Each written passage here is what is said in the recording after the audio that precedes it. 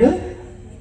సైతాన్ అన్నాడు. నా కళ్ళకి నీళ్ళు వచ్చి ఇంటికి పోయి కూర్చొని ఏడుస్తున్నాను. మా పిన్ని వచ్చింది.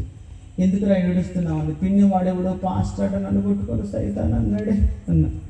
అంటాడు రా వాడికి మన దేవుళ్ళు సైతాన్లే, మనము సైతాన్లే. అందుకే మనం వాళ్ళని తిరిగి దెబ్బ కొట్టారా?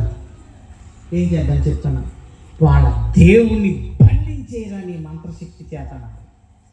చేయగలవు నువ్వు అని అంటే ఏకంగా చేతపడి చేయమని చెప్తుంది. చేయగలవు నువ్వు అంటే నేను చేయగలను అన్న. అది చేయరాదు. వారం రోజుల కోసం ఉన్నానండి. దేనికి? యేసు ప్రభుని కట్టేయాలండి మంత్రశక్తి చేత. ఒక తాడు తాయిత చేసుకొని డిసెంబర్ 25, 1997 చర్చిలో వాళ్ళందరూ క్యారల్స్కి వెళ్ళి చర్చిలో ఉన్న సిలువ మెడలో తాడు కట్టేశాను ఒక మాంత్రికుడిగా. చాలా హ్యాపీగా ఫీల్ అవుతున్నా. ఈ రోజుతో యేసు ప్రభు పని అయిపోయింది. నీ పని కూడా అయిపోయింది. హల్లెలూయా.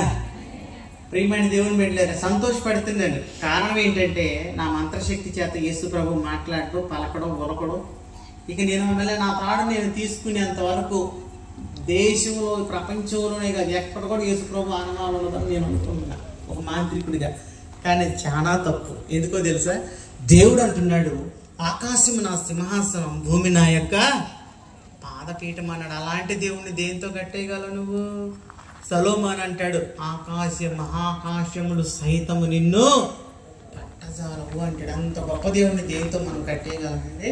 నాకు తెలియదు కదా. నాకు తెలియనంత మాత్రాన వాక్యం ఎన్నడ నిరర్ధకమో కానేరదు. కాబట్టి రోజులు గడుపుతుంది, మార్పు కనపడుతున్నాం. వాళ్ళు బాగానే పాటలు పాడుకుంటున్నారు, బాగానే ఉంటున్నారు. ఏమైంది? ఏమైందో తెలుసా? ఆయన నిన్న నేడు నిరంతరము ఏకరీతిగా ఉన్నాడు. నాకు మీరుగా ఉండి మీరు నన్ను ఏమీ చేయలేరని చెప్పిన గొప్ప దేవుడు మాట.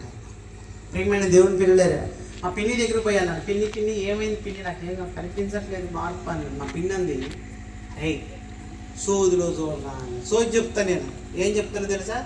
జరిగేది, జరగబోతున్నది, జరగనై ఉన్నది కూడా చెప్తా.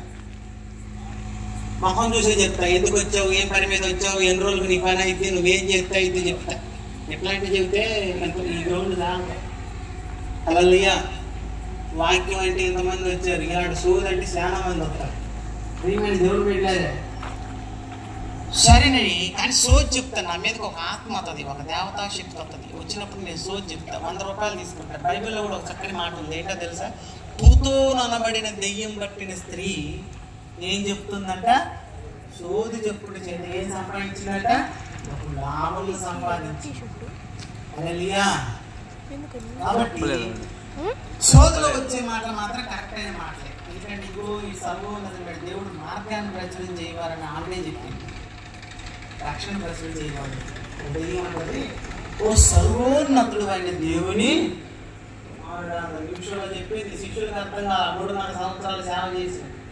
కాబట్టి దెయ్యాలు చాలా తెలివైన. సోదులోకి నేను చెప్పేవాడిని. అయితే ఆ సోదులో నేను అడుగుతున్నాను, ఏమని అడుగుతున్నానంటే, అమ్మ నేను యేసు ప్రభువుకి తాయిత్తు కట్టి బంధించేసాను, ఎందుకని పని చేయలేదు. అప్పుడు ఆవిడ అంటది,